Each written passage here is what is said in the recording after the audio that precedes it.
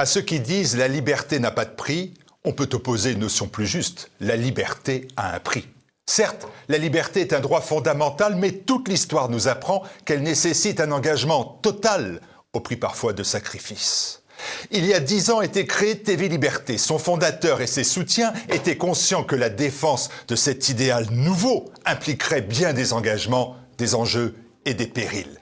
10 ans plus tard, les défis ont été relevés avec succès. TVL, contre vents et marées, insultes et censures, a joué pleinement son rôle, assurer la liberté de l'information en France. Elle l'a fait pendant la manif pour tous, le soulèvement des bonnets rouges et des gilets jaunes, la fronde sociale. Elle l'a fait avec courage pendant la crise sanitaire, au cours du conflit entre la Russie et l'Ukraine, et elle le fait avec sérieux et clairvoyance pour les répercussions de la guerre entre Israël et le Hamas. C'est cet esprit de liberté et de rébellion qui est salué par les 5 millions de téléspectateurs qui chaque mois regardent nos programmes sur les réseaux sociaux et les plateformes vidéo.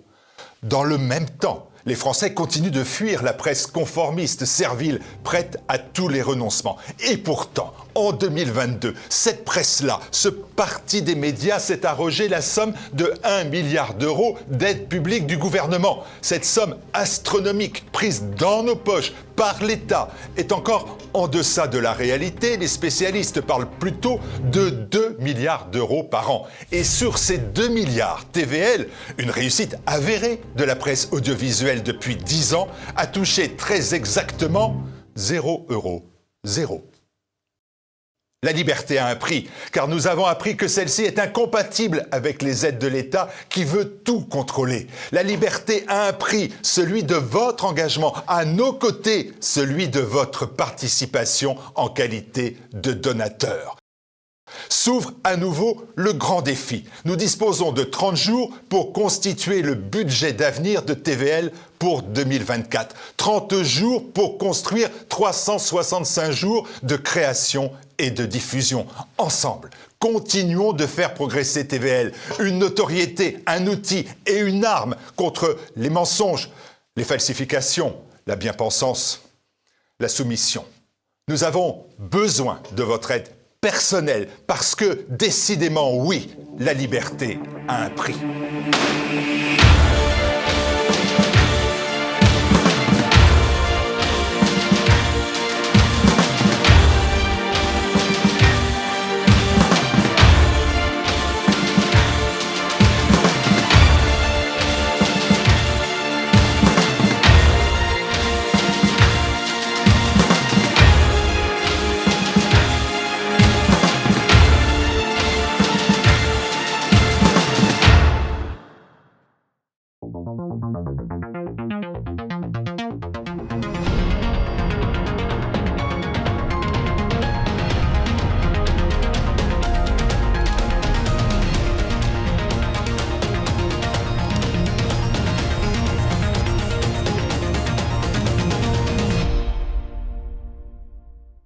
Bonjour à tous et bienvenue, c'est parti pour une nouvelle semaine de réinformation. Bonjour Jean-Yves. Bonjour Floriane. Alors au programme pour nos téléspectateurs, Jean-Yves, il faut qu'on leur avoue quelque chose en préambule. Nous enregistrons dans des conditions exceptionnelles le lundi midi. On vous dévoile le programme tout de suite. On va parler bien sûr des manifestations qui ont eu lieu à Romans-sur-Isère, mais également dans toute la France et leurs conséquences. Et puis on évoquera pour le dossier de cette semaine la vague d'extrême droite qui monte à l'assaut de l'Europe. D'extrême droite. Et l'assaut de l'Europe surtout. Vous verrez un gros dossier qui va nous permettre de voyager du Pays-Bas à l'Espagne, en Irlande. Et sans oublier bien sûr une petite concordance avec ce qui se passe actuellement en France. Et puis, on enchaînera avec les pastilles de l'information qui seront enregistrées pour être au plus proche de l'actualité le jeudi avec seulement votre serviteur ici présente. On commence tout de suite ce midi un peu particulier. C'est parti. Les médias de grand chemin osent tout. C'est même à cela qu'on les reconnaît.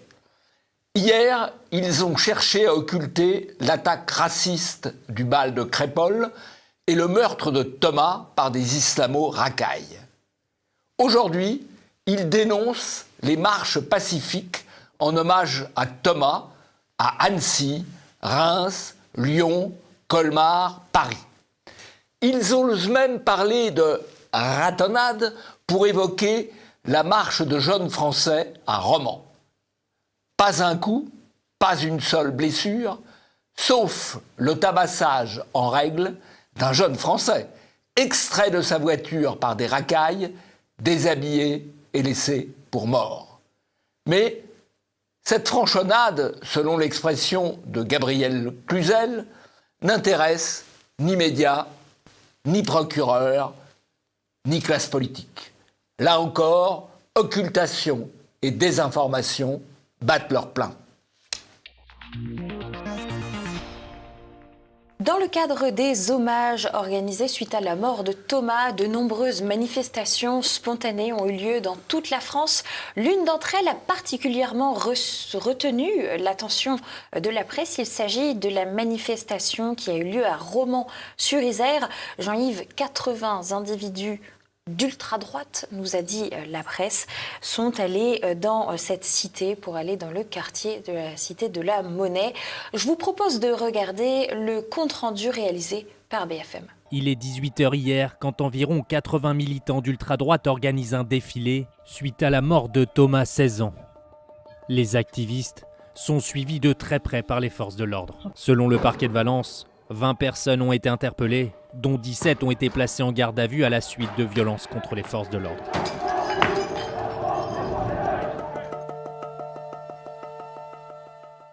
Ce qui est très intéressant dans cette vidéo de BFM, outre les images qu'il repasse, c'est ce propos à la fin, Jean-Yves. Un militant a également été gravement blessé après avoir été tabassé. Et ensuite, c'est le rideau. On n'a pas plus d'informations de la part de BFM. Non, alors c'est incroyable parce que ce qui s'est passé de plus grave, c'est effectivement ce militant tabassé. Qui a été retiré de sa voiture par les jeunes du quartier de la Monnaie qui ont défoncé son pare-brise, qui l'ont sorti et qui l'ont séquestré. Ensuite, on a pu voir des images qu'on ne diffusera pas ici de lui qui est en sang. Ils l'ont mis entièrement nu et il a été récupéré par les pompiers. Et on n'a pas de nouvelles de lui, alors qu'il est sans doute vraisemblablement encore hospitalisé. Mais ça, c'est passé sous silence. Évidemment, le phénomène inverse, un islamo-racaille qui aurait été mis à mal par des jeunes d'ultra-droite, là, ça aurait fait un bruit absolument considérable. Mais là, ce garçon, qui encore une fois, vous l'avez dit, a été extrait de sa voiture et a été tabassé. Là, silence radio. Et dans la vidéo qu'on voit, il n'y a pas le son. Il y a juste le texte au moment de la fermeture. Voilà. On est dans l'occultation, dans le déni, comme d'habitude. Alors, la revue de presse, bien sûr, suite à cette manifestation à Romans-sur-Isère, France Info, de fortes tensions après un rassemblement de l'ultra-droite dans la Drôme. TF1 s'est tendu. Après la manifestation d'ultra-droite à Romans-sur-Isère, la ville reste sous le choc. Mort de Thomas à Crépol pour le Figaro, un militant d'ultra-droite pris à partie lors d'un rassemblement à Romans-sur-Isère. Radio France, ce que l'on sait sur les manifestations, et le Huffington Post. La gauche et la Macronie dénoncent une ratonnade. Silence au Rassemblement national et chez les Républicains. C'est pas une ratonnade en fait, c'est une franchonnade, puisque la seule personne qui a été tabassée, c'est pas des gens du quartier, c'est pas des islamo-racailles, c'est ce jeune manifestant, avant même d'ailleurs qu'il manifeste, puisqu'on l'a extrait de sa voiture. Alors le préfet de la Drôme nous annonce que 80 individus ont tenté d'envahir le quartier de la Monnaie. Ça, c'est très intéressant, à Romans-sur-Isère, en fin de journée, grâce à la mobilisation de la police nationale et de 2 unités de force mobilisées, mises à disposition dès cet après-midi. 20 interpellations, Jean-Yves, et 17 gardes à vue ont pu être réalisées. La situation est au calme, mais sous haute surveillance. Alors, il est formidable. Peut être efficace, parfois. Il est formidable, ce préfet, M. Thierry Vimeneux, je crois, qui nous dit... qui parle d'invasion du quartier. Il a empêché l'invasion du quartier, comme si ce quartier était en quelque sorte gardé par des frontières et que la police devait protéger les frontières de ce quartier, quartier dans lequel elle ne rentre pas habituellement. Le vocabulaire est incroyable. Envahir le quartier. Mais enfin, il est en France, ce quartier, non ? Justement, Jean-Yves, à propos de la police qui est aux frontières de ce quartier, je vous propose de regarder quelques images très intéressantes de, justement, cette compagnie de CRS qui a été mobilisée et qui se retrouve aux côtés des jeunes de Romans-sur-Isère.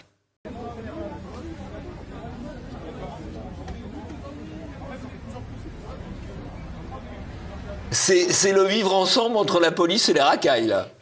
Beaucoup de montages ont eu lieu sur Internet, qui ont été réalisés par IA. C'est émouvant, cette image. C'est le vivre ensemble. C'est le vivre ensemble. Oui, c'est une des réussites du vivre ensemble. Malgré tout, gardons en tête que tous les rassemblements n'ont pas eu lieu dans le même désordre. Je vous propose par exemple de regarder, pendant que je parle, quelques images qui ont eu lieu à Valence où des gens spontanément ont sorti des drapeaux français de leurs voitures sur des scooters et se sont promenés avec les drapeaux en klaxonnant pour manifester leur soutien à Thomas. Malgré tout, c'était important de le souligner. Beaucoup de banderoles aussi dans toutes les villes et de défilés ont eu lieu. Annecy, Colmar, Paris aussi, le Trocadéro, Lyon. Il y a beaucoup de mouvements spontanés et assez colorés, en fait. assez naturels, assez sympathiques. Ce sont des mouvements qui mériteraient d'être davantage mis en avant dans les médias. Voilà. Fabien Roussel, de son côté, a parlé de l'extrême droite qui crée les conditions de la guerre civile. On a un commentaire de Laurent Oberton qui va nous intéresser, Jean-Yves. Oui. Ces gens sont ravagés. Il y a 5 mois, on avait des dizaines de milliers d'émeutiers dans les rues, des centaines de millions d'euros de dégâts, des centaines de flics blessés et ils n'ont rien dit. Ils parlent de guerre civile pour 80 bonhommes qui ont crié des slogans. Là, la comparaison... La comparaison est très, très pertinente, très forte. Elle remet les choses à leur juste place face au tumulte politico-médiatique. Fait intéressant également, Jean-Yves, ce lundi matin, alors que nous parlons, Olivier Véran s'est rendu à Crépol. Il a été hué par des habitants qui l'attendaient devant la ligne. Bien sûr, il était protégé par des forces de l'ordre. Il a tenu quelques propos. Ce que je vous propose plutôt d'écouter, plutôt qu'Olivier Véran, ça va être la réaction d'un des habitants de Crépol. On l'écoute tout de suite. Honte au ministre qui défend depuis toujours tous ces gouvernements qui défendent la France des cités contre la France de Thomas, la France rurale, la France des gens qui élèvent leurs gosses comme il faut, qui les élèvent pas dans la haine. La haine de la France et des Français. Le verdict du procès, on le sait déjà. On le connaît déjà. Qu'est-ce que ça va faire ? Il aura quoi, l'assassin de Thomas ? Vous le savez comme moi. Il aura 8 ans et puis le procès aura lieu dans 3 ans. Ce sera déjà apaisé. On aura oublié Thomas, comme d'habitude. Et puis c'est tout. Il aura 8 ans et puis il sortira au bout de 4 ans. Voilà. On peut déjà donner l'issue du procès avant de le faire. C'est même pas la peine. C'est intéressant parce qu'il y a beaucoup de bonnettes de micros. On le voit sur CNews. Est-ce que les autres médias le reprendront ? Ça, on va regarder. Et puis, il est très éclairé aussi, Jean-Yves. Ça dit quelque chose, quand même, des Français de partout en France qui disent que quelqu'un qui obtient une peine de prison aujourd'hui ne fera de toute façon que la moitié. C'est intéressant aussi. Les Français ne croient plus en la justice. Ça, je crois. Ils ne croient plus en la justice de leur pays. Ils ont malheureusement raison. Sur BFM TV, de quoi s'est-on inquiété ? Eh bien sûr, de ces militants d'ultra-droite, avec une petite vidéo que je vous propose de regarder. C'est Anne-Sora Dubois, on l'a mentionné décidément déjà la semaine dernière, et elle fait un petit point sur qu'est-ce que c'est que l'extrême droite, et vous allez voir, les chiffres sont dignes d'un Marseillais. On estime qu'elles peuvent représenter un danger pour la sûreté publique. Il y a 1 million de ces personnes d'ultra-droite qui sont suivies par les services de renseignement. Et puis il y a des dissolutions très régulières de collectifs.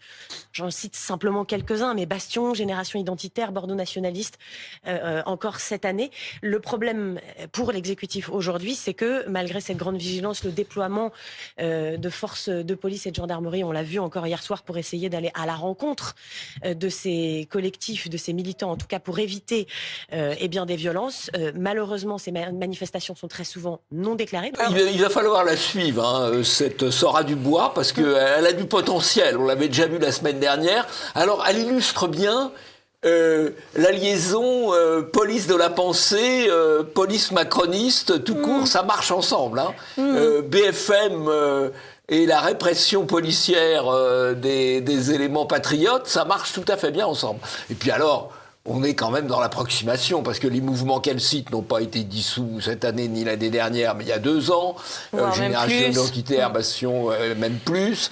1 million de personnes qui seraient suivies par la police. Alors là, la police, elle aurait du boulot. Elle a sacrément du boulot. D'autant plus qu'en même temps qu'elle dit ça, s'affiche un visuel sur BFM TV qui mentionne 3300 militants. C'est ce que représenterait l'ultra-droite en France. C'est l'ultra-droite. L'ultra-droite. Mais c'est le visuel de BFM, c'est pas étonnant. Et 1300 fichiers S parmi eux, ce qui fait beaucoup. On a un beau ratio quand même. Et ce serait pour prévenir des violences. On aurait bien aimé, là encore, peut-être prévenir certaines violences, certaines destructions pendant les manifestations qui ont eu lieu suite à la mort de Naël. Mais là, visiblement, cette dame soit habite dans des quartiers où tout a été réparé très vite, soit n'en a pas eu ni les oreilles ni les yeux, n'a rien pu voir et rien su faire. On continue avec les individus qui avaient agressé Thomas. Vous le saviez, la semaine dernière, on vous disait déjà que les 7 interpellés étaient de type nord-africain. On en sait désormais un peu plus, notamment sur le suspect principal qui serait le meurtrier de Thomas.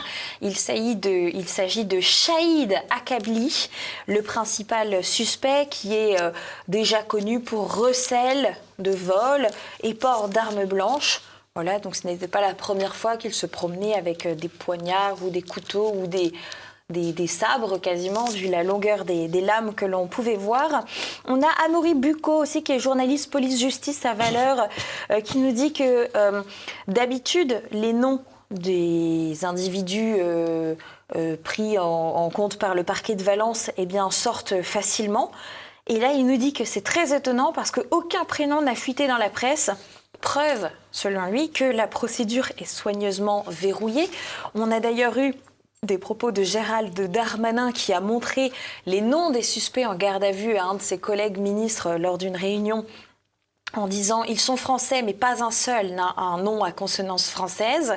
Un nom, ni un prénom d'ailleurs. Ni un prénom d'ailleurs. Et les prénoms, les voici. Akabli, Shahid, Zazan, Ilyes, El Moudjahid, Yassir, Emaïza, Zia, Nassir, Maref Kouider, Boukmiri, Kanel, Yanis, Ramdani, Faisal et Shoria, Kaïs. Voilà. Et tout ça fait de bon français, voilà. Alors, j'espère ne pas avoir trop écorché leurs prénoms, comme eux, ils ont pu écorcher des habitants de Crépol. Voici une photo aussi devant vous de Shahid Akabli, qui est donc l'assassin de Thomas, semblerait-il. On ne peut pas faire plus cliché que ce type en capuche, basket et jogging, je pense. Ça me paraît difficile. Vous avez peut-être un commentaire à faire, Jean-Yves, en plus sur la posture. La seule chose qui est blanche dans l'affaire, ce sont les bandes le long du survêtement. Et les armes blanches également employées. On a la maire de la ville de Romans-sur-Isère qui a bien sûr déploré les manifestations ayant eu lieu dans sa ville et dans la cité, mais qui tient quelques propos intéressants. Malgré tout, je vous propose de l'écouter. On fait face à un niveau de délinquance qui appelle d'autres formes de réponse.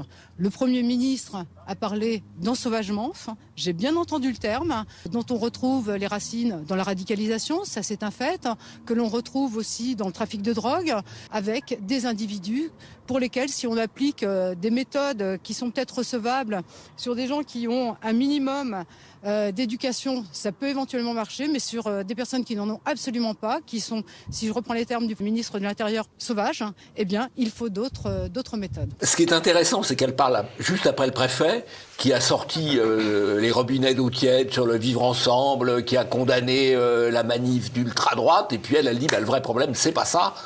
c'est la délinquance, c'est la sauvagerie. Les méthodes. Les méthodes traditionnelles ne marchent plus. Voilà. Donc là, elle révèle la réalité, quoi. Elle rappelle quelque chose de très intéressant aussi. Je n'ai pas pu le mettre dans l'extrait que vous avez pu voir, mais elle rappelle qu'il y a 150 millions d'euros qui ont été versés depuis 2014 à Romans-sur-Isère dans le cadre de la politique de la ville. Vous savez, où on arrose les cités, en fin de compte.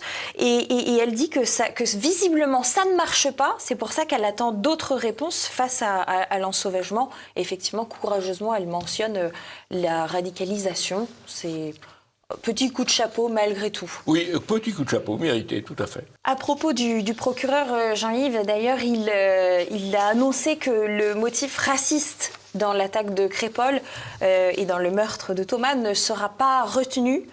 Pourtant, ce n'est pas faute de témoignages. Marion Maréchal a tweeté en mentionnant les 9 témoins qui ont entendu des propos hostiles aux Blancs. Il y a notamment une vidéo où on entend le terme « vas-y, putain de guerre ». Guerre, c'est un terme injurieux pour qualifier les Blancs. La semaine dernière, le Dauphiné, on vous le disait, chers téléspectateurs, mentionnait le fait qu'ils disaient qu'ils étaient venus là pour planter des Blancs. Et puis d'autres témoins qui ont dit « ouais, on va niquer des C-francs ». Donc C-francs français, voilà, pardonnez-moi le terme. Marion conclut son tweet par « incompréhensible, scandaleux, que cherche à dire la justice ?» Et c'est plutôt « que cherche à ne pas dire la justice ?» et le JDD, peut-être pour conclure cette image de la semaine, qui a publié ces prénoms qu'il faudrait taire. Dans cette affaire, il y a 9 témoignages, il y a des vidéos. Eh bien là, le motif n'est pas retenu, parce qu'au fond, le motif raciste, il n'est retenu que quand il peut jouer en faveur des minorités contre la majorité française. Là, quand c'est la majorité française qui en est victime, eh ben, le procureur passe cette partie du code pénal à l'as. Voilà. À noter que Charlotte Dornelas, dans cet article du JDD, parce que c'est bien elle qui l'a écrit, parle de discrimination dans la distinction qu'on fait selon si le prénom de l'affaire est à consonance française ou à consonance étrangère. C'est intéressant de le noter. On commence ce dossier sur l'extrême droite à l'assaut de l'Europe, et ça c'est un titre de l'Opinion. L'Opinion qui revient sur la victoire de Geert Wilders aux élections aux Pays-Bas, qui cherche actuellement des partenaires de coalition après donc sa victoire électorale, qui va sans doute avoir d'importantes conséquences aux Pays-Bas, mais d'ailleurs aussi en Europe. Ça inquiète beaucoup les médias. L'Opinion qui dit que voilà, les électeurs votent de plus en plus pour les partis d'extrême droite qui placent les thèmes de l'immigration et de l'islam au cœur de leur programme. Et les Échos également publient par exemple cette carte à 6 mois des européennes, l'UE face à la poussée de l'extrême droite, avec les partis donc d'extrême droite qui participent au gouvernement, qui soutiennent le gouvernement, et ceux dont qui sont premiers ou deuxièmes dans les sondages nationaux pour les élections à venir. Donc il y a un vrai biais en ce moment sur la montée de la vague. On disait populiste avant, moi, dans oui, alors on revient à extrême droite. En fait, ce sont des partis qui posent les problèmes d'identité, qui posent les problèmes d'immigration et qu'on qualifie d'extrême droite. En l'occurrence là, dans 2 journaux patronaux qui défendent le business et qui sont pour partie ou totalement la propriété de Bernard Arnault, qui est la première fortune mondiale. Bernard Arnault, il a fait sa fortune sur les produits de luxe, et il défend, ça va assez bien avec, les idées de luxe, c'est-à-dire celles du vivre ensemble, qui consiste évidemment à condamner les mouvements qui posent des problèmes et qu'il qualifie, pour les diaboliser, d'extrême droite. On vous le répète quasiment toutes les semaines, hein, chers téléspectateurs, mais pour mieux comprendre le monde, n'hésitez pas à savoir qui contrôle quel journal, et vous comprendrez mieux quels sont les intérêts derrière les propos qui sont affichés. On a Tugdual Denis aussi sur BFM TV qui était interrogé sur cette vague populiste. Là, cette fois-ci, BFM a fait un produit en bandeau plus soft. La France résistera-t-elle ? Point d'interrogation à la vague populiste, et qui rappelle donc Denis qui rappelle qu'il serait plutôt souhaitable de se pencher sur la crise de représentativité qui traverse les démocraties et le besoin de parler vrai qui est criant. On continue avec la victoire électorale aux Pays-Bas. La couverture dans les autres médias, c'est le tribun d'extrême droite au seuil du pouvoir aux Pays-Bas, parce qu'il n'a pas encore trouvé ses partenaires, bien sûr, c'est RFI. Courrier international, la victoire de Geert Wilders aux Pays-Bas pose un défi existentiel à l'Union européenne. Ils sont très inquiets quant à la majorité absolue pour accepter notamment l'entrée de l'Ukraine qui sera discutée prochainement dans l'Union européenne. Le Monde, l'extrême droite européenne salue la victoire de Geert Wilders. France 24, le triomphe bruyant de l'extrême droite aux Pays-Bas et 20 minutes. Peur, colère, mais aussi soutien chez les musulmans après la victoire de l'extrême droite. Là, on a un mélange de sentiments quand même assez salé et compliqué. Oui. Et un article du Monde sur le risque d'une paralysie dans l'Union européenne après la victoire de Geert Wilders. Et la une de Libération, extrême droite en Europe, la contagion. Alors là, on est dans la métaphore médicale. La contagion, c'est le mal qui se répand. Là aussi, on est dans un contexte de diabolisation, la diabolisation ayant pour but d'empêcher l'expression, le développement d'idées politiquement incorrectes. Avec toutes les personnalités qui sont mises sur le même plan d'ailleurs, parce que Geert Wilders est aux côtés de Marine Le Pen, elle-même aux côtés de Giorgia Meloni, Viktor Orban également sur cette magnifique couverture. Et le nouvel élu slovaque. Et le slovaque, absolument. Voilà, tout le monde en noir et blanc et dans la fumée. Ça fait peur, ça fait peur. Ça fait peur. C'est le but. On part un petit peu en Irlande pour continuer notre tour d'Europe. En Irlande, il y a deux faits en un. Mais on va commencer par cette attaque de Dublin qui a eu lieu près d'une école, en plein cœur de la ville, avec des médias qui ont parlé donc de cette attaque en Irlande, des médias en France, comme... avec des titres suivants. Ouest France nous dit « Comment la rumeur raciste a viré à l'émeute ». BFM TV, scène de chaos à Dublin à la suite d'une rumeur sur l'origine présumée de l'auteur d'une attaque au couteau qui a fait 5 blessés, dont 3 enfants. Et Le Figaro, Irlande, attaque au couteau, rumeur émeute, ce que l'on sait de l'affaire. Alors, ce que l'on sait de l'affaire en général, c'est ce que cache l'AFP, puisque tous ces journaux reprennent en fait les dépêches de l'AFP, et l'AFP a dit qu'il y avait une rumeur d'une agression violente, là encore au couteau, de la part d'un Algérien, alors qu'en fait, selon les bons auteurs, c'est un Irlandais. Alors effectivement, c'est quelqu'un qui a la nationalité irlandaise, mais qui est d'origine algérienne. Migrant algérien, mais naturalisé ensuite irlandais, Jean-Yves. D'ailleurs, ce qui va nous intéresser, c'est que une des personnes qui a permis d'arrêter c'est l'auteur de ces coups de couteau, eh bien, c'est Alan, un jeune Français. Il a 17 ans, il étudie dans les Ardennes quand il n'est pas à Dublin. Et là, actuellement, il est en stage depuis octobre dans un restaurant étoilé de Dublin et il passait dans la rue à ce moment-là et il a fait son devoir de Français de protéger quand on voit quelqu'un qui se balade avec un couteau près d'une école.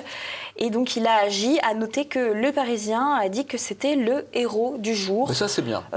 Coup de chapeau à ce jeune homme, alors qui est malgré tout appelé Alan l'adolescent français.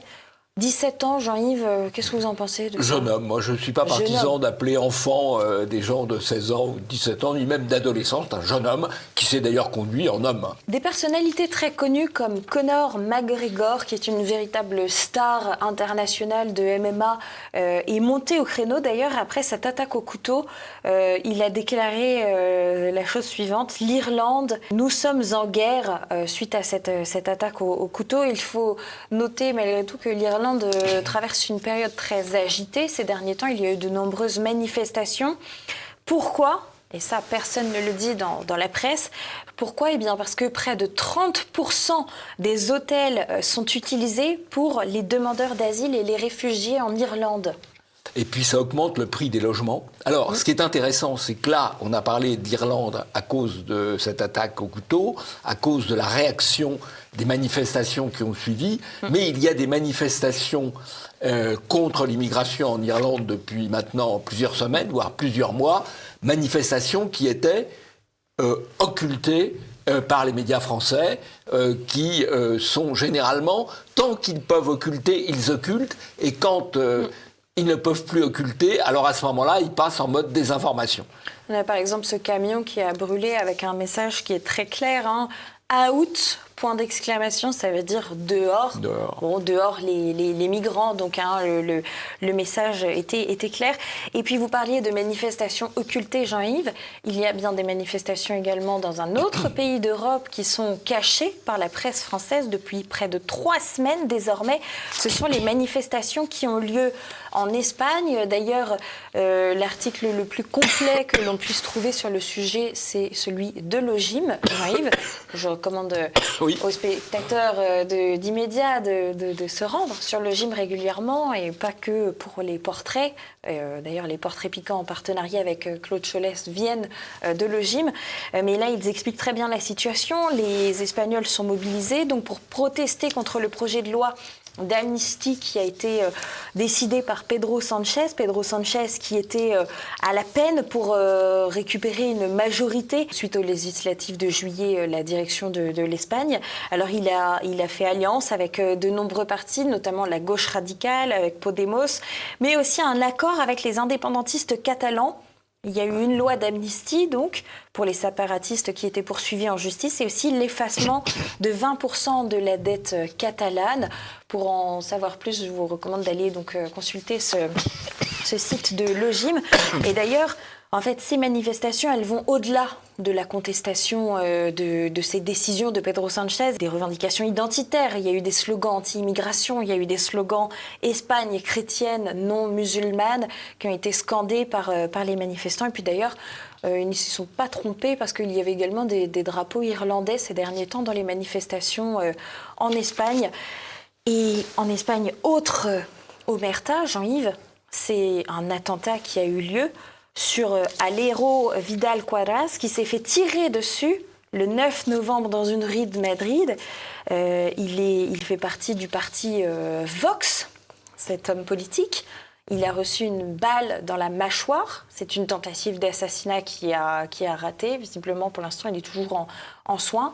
Et ça, personne n'en a parlé. C'est extraordinaire. Alors là aussi, il faut imaginer un chef de parti de gauche, ou un ancien chef de parti de gauche, qui aurait été revolverisé en Espagne ou dans un autre pays européen. Les médias en auraient fait des tonnes, à juste titre d'ailleurs, parce que c'est un acte grave. Mais à partir du moment où la victime est un homme de la droite patriote, de la droite nationale, occultation. Voilà. Et ce qui est intéressant dans ce qui se passe en Espagne, dans ces manifestations dont vous avez parlé, c'est leur caractère à la fois intergénérationnel.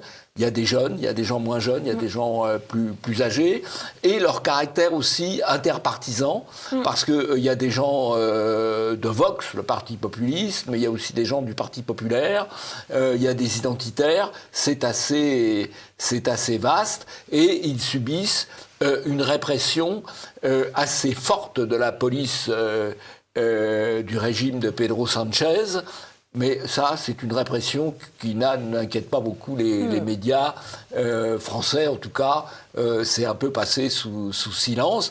Il faut bien comprendre une chose, c'est que quand il y a une désinformation sur ce qui se passe en France, vous avez des moyens de vous faire votre propre opinion quand même. Vous avez des capteurs. La désinformation qui se passe dans le reste de l'Europe ou dans le reste du monde, c'est beaucoup plus difficile. Et donc, pour les médias, on passe directement du stade occultation au stade diabolisation. Il n'y a pas, mais on oublie le stade information. Merci beaucoup Jean-Yves pour ce dossier. On vous retrouve la semaine prochaine. Maintenant, chers téléspectateurs, eh bien, on continue avec les pastilles de l'information. Et Et on commence nos pastilles de l'information avec la suite de l'affaire Crépol et de l'affaire Thomas, puisque l'actualité a continué d'être nourrie autour de cet événement pour le moins tragique. Je vous propose pour commencer d'écouter l'édito de Patrick Cohen dans C'est à vous, qui a une version bien à lui, ou plutôt la version des mises en cause. Ce qui est plus grave encore, on l'écoute tout de suite.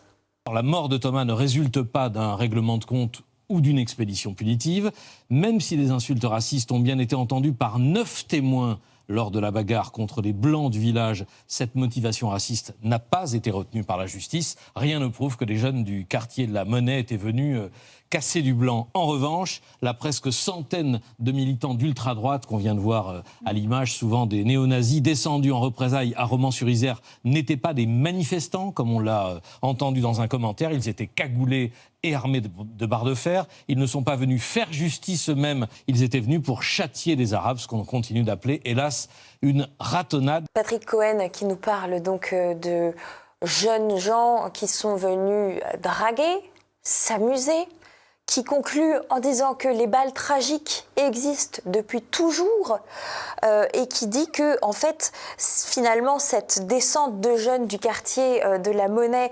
n'a pas eu lieu et que c'est évidemment pas une attaque pour tuer des Blancs et que c'est une bagarre qui est initiée par un des jeunes de la fête suite à un tirage de cheveux. On marche totalement sur la tête. Heureusement, des lecteurs ont ajouté sur X, ont ajouté du contexte utile pour les utilisateurs.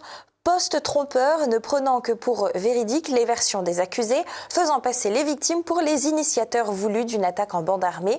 Voici les différentes versions établies par la justice et les avancées de l'enquête. Et ils reprennent donc des articles qui sont un peu plus sérieux que cette chronique de Patrick Cohen qui est proprement problématique et qui a d'ailleurs fait grand bruit. Marianne pose la question, est-ce que le drame de Crépol est une simple bamboche de village qui a mal tourné ? On a Osapo critiqué Patrick Cohen, reconnaît le manque de nuances de son édito politique sur le meurtre de Thomas à Crépol. Effectivement, quand on cite la version des mises en cause, et c'est encore plus manquer de nuances quand l'on met de côté 9 témoignages qui ont été recueillis par les enquêteurs qui mentionnent le fait que ces jeunes ont déclaré être venus là pour planter du blanc, plus les injures racistes que l'on peut entendre sur des bandes vidéo. Guillaume Fard, qui est l'un des chroniqueurs spécialisés dans la police judiciaire sur BFM TV, a lui félicité Patrick Cohen, ce qui est quand même très intéressant. BFM et C'est à vous qui marchent main dans la main. Il dit même bravo Patrick Cohen et merci, les faits, rien que les faits, rien à ajouter. C'est magnifique, me direz-vous, ça donne très envie de se rendre sur BFM pour entendre une version aussi abominable. Laure de la Valette a saisi l'Arcom, malgré tout, en parlant d'une séquence qui fait la honte de l'audiovisuel public. Oui, parce que C'est à vous, en plus, c'est l'audiovisuel public, donc c'est vos impôts. Stanislas Rigaud pose la question de qui vient en soirée avec des lames de plus de 20 cm pour draguer et s'amuser. Et il rappelle qu'avec son édito, Patrick Cohen crache au visage de millions de Français et qu'il cherche des excuses à des individus qui n'en ont aucune. Alice Cordier, quant à elle, dit que nous sommes en droit de nous demander ce que ces jeunes venaient faire à cette soirée, en rappelant donc bien sûr les couteaux. Et elle pose la question si jamais c'était peut-être pour convaincre les jeunes filles qui auraient peut-être refusé les avances de ces sympathiques jeunes hommes. Isabelle Vera Masson, qui est directrice de recherche au CNRS, elle, a comparé l'attaque meurtrière de Crépol à Roméo et Juliette. Tenez-vous bien. Ce n'est pas une blague. Elle a même dit oui, c'est un peu du Shakespeare. Elle dit que c'est d'ailleurs un fait divers banal. Bienvenue dans la violence romantique, romanesque même, osons tous les mots de cette dame très évaporée, pour le moins, sur le sujet. Ce ne sont pas deux familles qui s'affrontent. On n'est pas chez les Montaigu et les Capulet, mais là on a bien deux Frances différentes qui sont face à face. 10 jours après, également, nous avons eu le droit à une minute de silence à l'Assemblée nationale et Yvan Riofol a même mis le hashtag réveil des somnambules. Elisabeth Borne a toutefois vanté les valeurs de générosité et de courage qu'incarnait Thomas.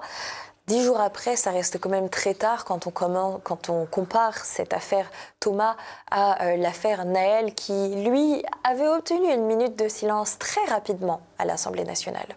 Concernant les défilés d'ultra-droite, racistes, les ratonnades, comme dirait notre ami Patrick Cohen, qui a fait très très fort décidément, eh bien les peines des 6 prévenus sont extrêmement lourdes, tenez-vous bien. Alors ils sont âgés entre 18 et 25 ans et ils ont été condamnés par le tribunal de Valence à des peines allant de 6 à 10 mois de prison ferme.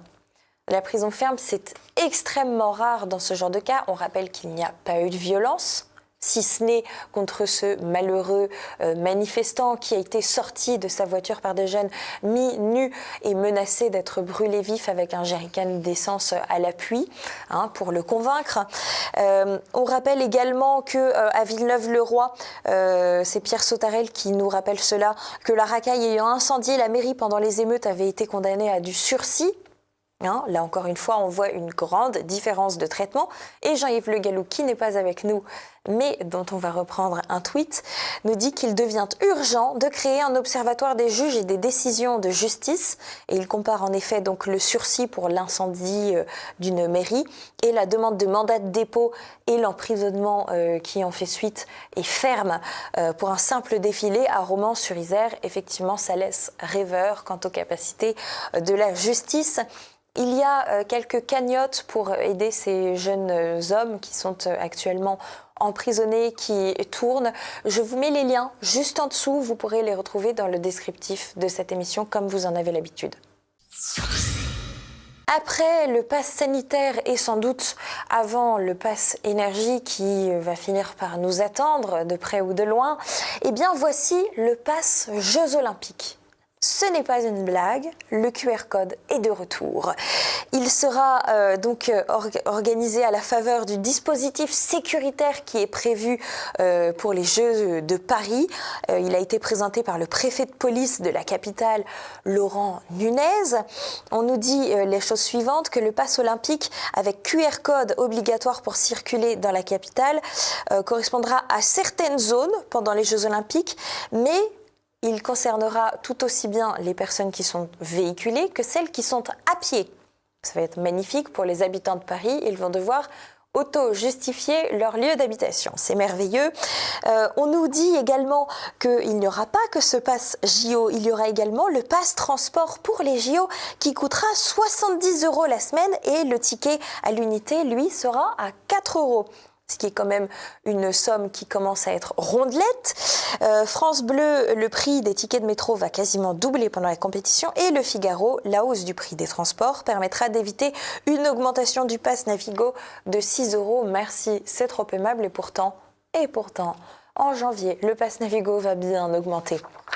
Valérie Pécresse a évidemment communiqué sur ces augmentations. Elle refuse que ces surcoûts soient payés par les franciliens et les franciliennes. Qui va payer quoi entre le 20 juillet et le 8 septembre? C'est ce sur quoi elle vous propose de vous éclairer. Alors, sa solution, tout simplement, si vous êtes un usager ponctuel, c'est de remplir votre carte et d'acheter des carnets à l'avance avant le 20 juillet. Pour ne pas payer le tarif de 4 € à l'unité. Et puis, elle dit également que le pass Navigo, lui, ne sera pas touché par cette hausse. Ce ne sera pas 70 € la semaine x4 pour un mois de transport en commun. Le tarif travailleur restera le même. En tout cas, toutes ces annonces, moi je vous le dis, à mon avis, ça va remettre au goût du jour un sport qui est particulièrement déjà bien pratiqué en France et qui fera sans doute cette fois-ci partie de ceux les plus pratiqués à Paris pour ces Jeux Olympiques. Ce sera la fraude, à l'instar de Jacques Chirac déjà en 1980.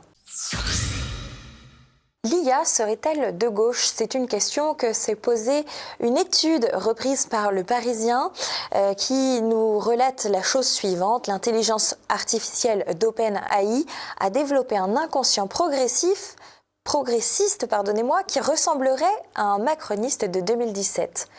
Sans davantage de transparence, ces IA biaisées risquent-elles de manipuler leurs utilisateurs ? Eh bien, la question mérite en effet d'être posée. Comment est-ce que s'est passée cette étude ? Eh bien, un chercheur a posé aux robots conversationnels une série de questions à 1000 reprises. Et systématiquement, les réponses de ChatGPT penchent à gauche, même s'il ne donne pas tout à fait son avis.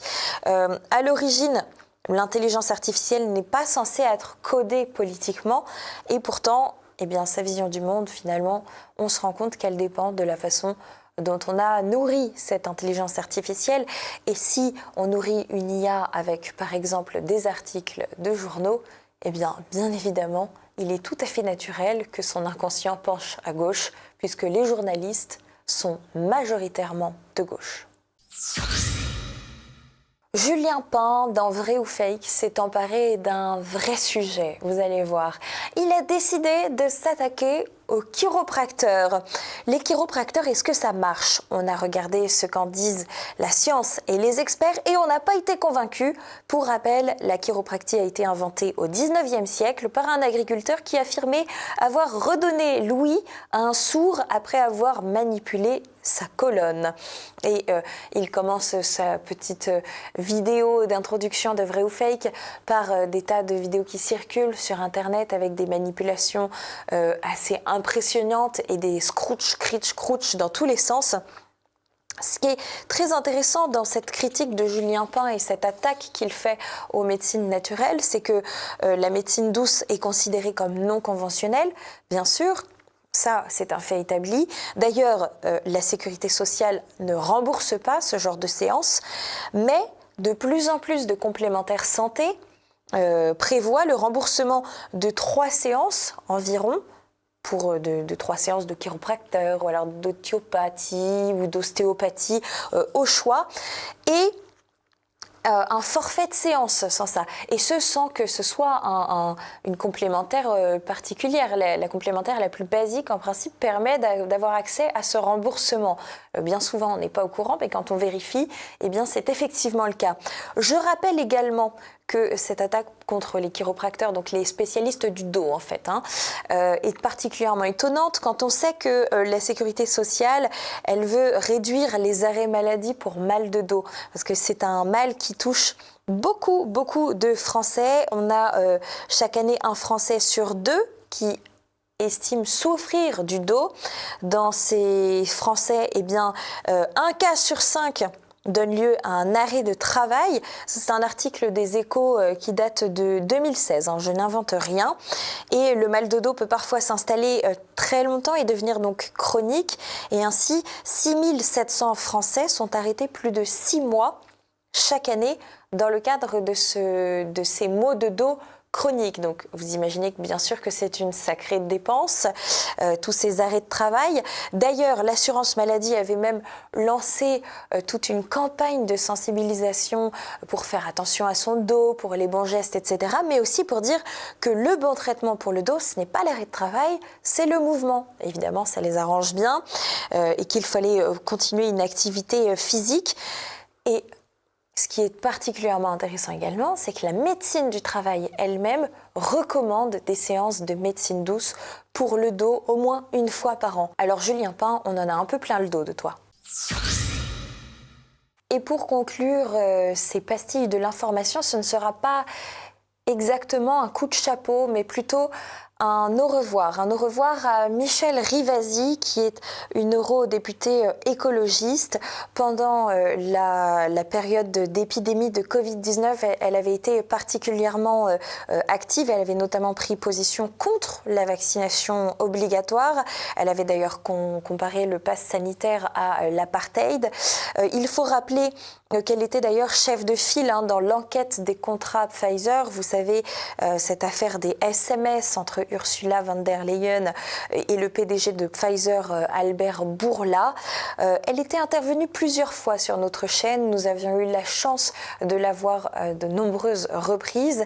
En guise de dernier hommage, nous vous proposons une rediffusion d'une de ses interventions. C'était dans l'émission LSP avec Élise Blaise.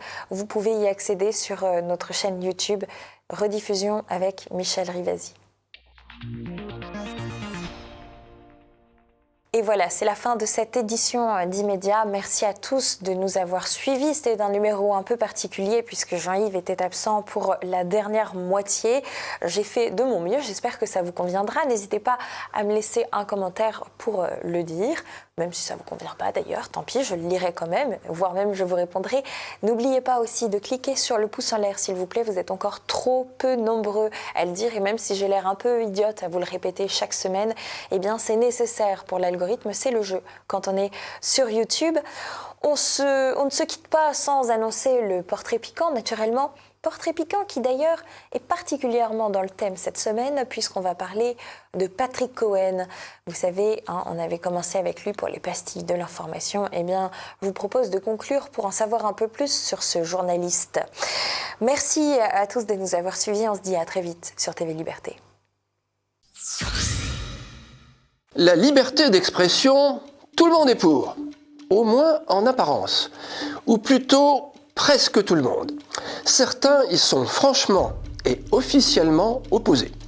Le journaliste Patrick Cohen appartient à cette faction. Patrick Cohen est né en 1962 à Montreuil, fils d'un père juif marocain, patron de chaudronnerie, et d'une mère sicilienne. Il est marié à une ancienne journaliste, Alexandra Kouren. Jouissant d'une réputation de journaliste appliqué dans son travail, il a été longtemps l'un des chefs d'orchestre de l'information. Patrick Cohen s'est fait le chantre de la liberté d'expression, mais tant qu'elle demeurait dans les limites du politiquement correct. Jusqu'à ce que le masque tombe face à Frédéric Tadei. Nous y reviendrons. Baccalauréat scientifique au lycée parisien Charlemagne, il passe le concours de Sciences Po Paris, auquel il n'est pas reçu. Il se réoriente alors vers le journalisme en étant diplômé de l'ESJ Lille, la plus gauchiste des écoles de journalisme en France. Selon un entretien dans Les Inrecuptibles de novembre 2016, il militait à l'UNEF pendant ses études. Il démarre sur une radio libre, fait des piges ou est employé par RFO Guyane, Radio France Internationale, France Info. Mais sa grande carrière sera pour la radio, entre RTL, Europe 1 et France Inter. À RTL, à partir de 1994, il anime avec un grand succès de nombreuses émissions. Les auditeurs ont la parole ou le grand jury. Il animera également la matinale et présentera RTL Soir. Puis ce seront des allers-retours entre les chaînes. France Inter en 2007, Europe 1 en 2008, France Inter de nouveau, puis France 5 avec C'est à vous. Europe 1 en 2017, où sa matinale est un échec. Il rejoint France Culture, est ensuite pressenti pour prendre la matinale de France Info, n'est pas choisi et il quitte le service public. Au total, ce qu'on peut appeler une belle carrière. Son principal fait d'armes remonte au 12 mars 2013 dans l'émission C'est à vous. Patrick Cohen attaque bille en tête Frédéric Tadei, qui invite dans son émission des gens que l'on n'entend pas ailleurs. Je cite, « Vous invitez des gens qu'on n'entend pas ailleurs et qu'on n'a pas forcément envie d'entendre. » Fin de citation. Quelques secondes plus tard, il donne des noms.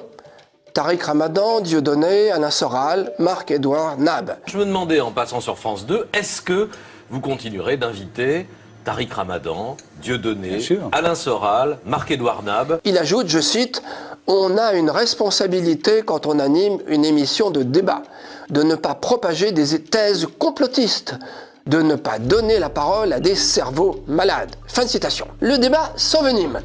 Alessandra Sublet apostrophe Patrick Cohen. « On a chacun le droit de penser ce qu'on veut, Patrick !»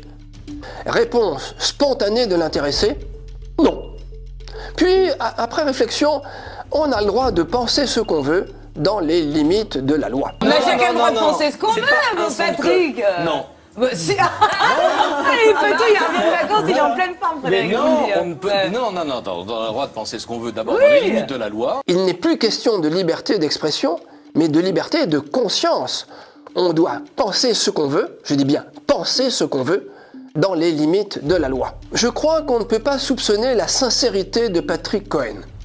Il est sincèrement, comme nombre de ses confrères, pas tous heureusement, contre la liberté d'expression, contre même la liberté de penser. Il est pour le débat, mais entre soi. Accordons-lui ce droit, mais accordons-nous aussi le droit de défendre nos libertés.